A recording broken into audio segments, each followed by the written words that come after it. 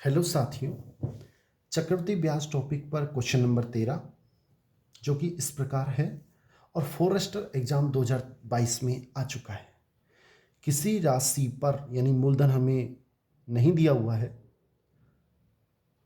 P, मैंने मान लिया कि मूलधन पी है।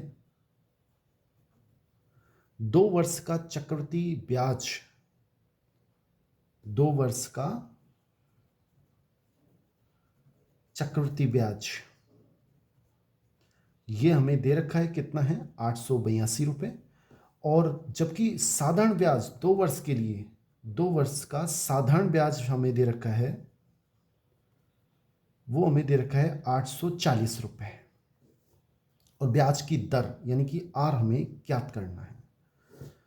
साथियों, 2 वर्ष का अगर हम अंतर निकालें, 2 वर्ष का अंतर, साधारण ब्याज और चक्रवृद्धि ब्याज का अंतर अगर हम निकालें तो 840, ये 882 है, सॉरी 882 और 840 में कितने का अंतर है, 42 रुपये का।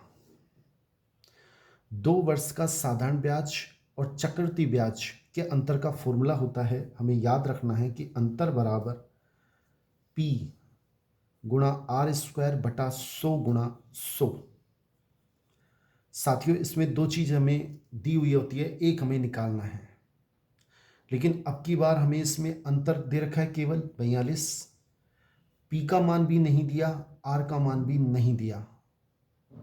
तो हमें ऐसी स्थिति में क्या करना पड़ेगा, एक फॉर्मूला लगाना पड़ेगा साधारण ब्याज का, कि सिंपल इंटरेस्ट का फॉर्मूला होता है P गुणा R गुणा T बटा 100। सिंपल इंटरेस्ट कितना है, 2 वर्ष के लिए देखें तो 840 रुपये। साधारण ब्याज है, P हमें नहीं पता, R भी हमें नहीं पता, तो P गुणा R गुणा T कितने वर्ष के लिए, 2 वर्ष के लिए बटा 100। यहाँ से हमें PR का मान निकल जाएगा, कैसे, 2 एकम 2 यहाँ आएंगे, इसको काट लेते हैं, कितने, 2 दूनी 4, चौक 8, 2 दूनी 4 और 0 ऊपर ऊपर कट जाता है, 2 एकम 2। यहाँ से PR का मान आ जाएगा, PR एकम PR, P गुणा R बराबर 42,000। साथियों, ये PR का मान मैंने PR गुणा R लिख के इसका मान रख दिया यहाँ पे 42,000। 3 जीरो से 3 जीरो कट जाएंगी, 42 एकम 42, 42 एकम 42, इसके नीचे कुछ नहीं तो 1 लगा देते हैं। साथियों, R एकम R is equal to 10%, C option बिल्कुल सही है।